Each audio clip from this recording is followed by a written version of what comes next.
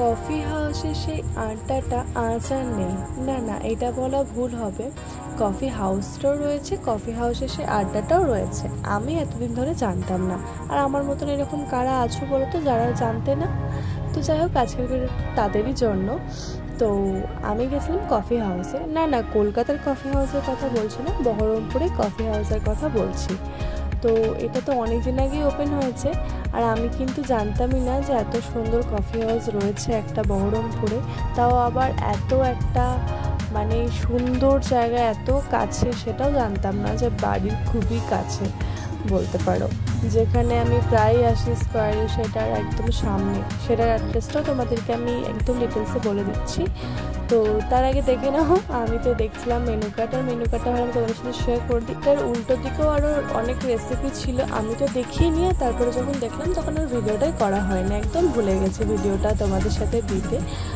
তো যাই হোক, এরপরে আমরা অর্ডার করেছিলাম কফি হাউসে, যেহেতু এসেছি কফি না খেলে তো হবেই না, তো তাই একটা হট কফি নিয়ে নিয়েছিলাম, যেটা ছিল আমার উডবিট, আর আমার ছিল কোল্ড কফি, কারণ আমার কোল্ড কফি খেতে ভীষণ ভালো লাগে। আর তার সাথে অর্ডার করে নিয়েছিলাম স্টিম চিকেন মোমো।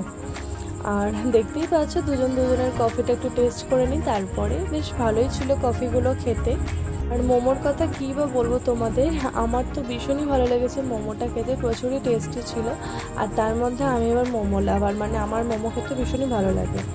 তো যাই হোক, এখানে দেখতেই পাচ্ছ দিদা ঠাম্মার বয়সের মানে মানুষরাও এখানে আসে।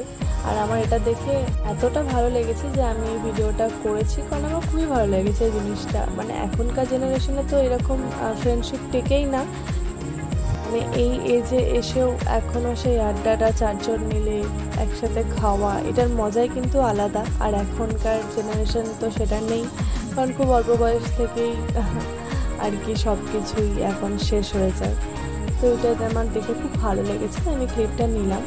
কফি আর মোমো খাওয়ার পর অর্ডার করেছিলাম চিকেন কাটলেট, সেটা খেতেও ভালো ছিল। এরপরে চলে গেছিলাম হাত ধুতে, হাত ধোয়ার পর চলে যাচ্ছিলাম আবারও সেই জায়গায় যেখানে আমরা বসেছিলাম। হচ্ছে যে চলে যায় একদম বিল করতে, আর সেখানে গিয়ে আমি একটু মৌরি খেয়ে নিই। দেন হচ্ছে যে দেখতেই পাচ্ছ যে সবাই মিলে বসে একসাথে খাওয়া দাওয়া করছে, বেশ ভালোই লাগছিলো দেখতে। তো যাই হোক, আশাই হয়নি, এখানে ফার্স্ট টাইম এলাম আর এসে খুব ভালো লাগলো। আর এখানে বিলটা তা করতে করতে হয়ে গেল। আর এখানে যে নীল কালারের বোর্ডটা দেখতে পাচ্ছ, সেই বোর্ডেও কিন্তু মেনু লেখা আছে। আর এরপরে বেরিয়ে যাচ্ছিলাম আমি কফি হাউস থেকে। যাই হোক, তোমাদের সাথে অ্যাড্রেসটা শেয়ার করে দিই। আর এটার অ্যাড্রেসটা তো খুবই সিম্পল, এটা হচ্ছে একদম স্কোয়ার ফিল্ডটা রয়েছে, সেখানে যে টেক্সটাইলটা রয়েছে, মানে যেই দিকটাই টেক্সটাইলটা রয়েছে ঠিক সেইখানেই তার অপোজিট সাইডেই ইন্ডিয়া কফি হাউস লেখা আছে, দেখতেই পাচ্ছ। আর তার পাশে বই বাজার বলে লেখা আছে।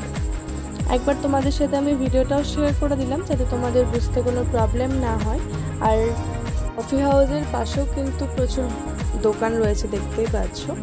দেন হচ্ছে ওখান থেকে আমরা বেরিয়ে যাই, আর বেরিয়ে গিয়ে চলে গেছিলাম স্কোয়ারে যাওয়ার পর কিছুক্ষণ বসি, আর বসার পর চলে যাচ্ছিলাম বাড়ি। তো এই ছিল ভিডিওটা ভালো লাগলে শেয়ার করে দাও। Tata, bye bye.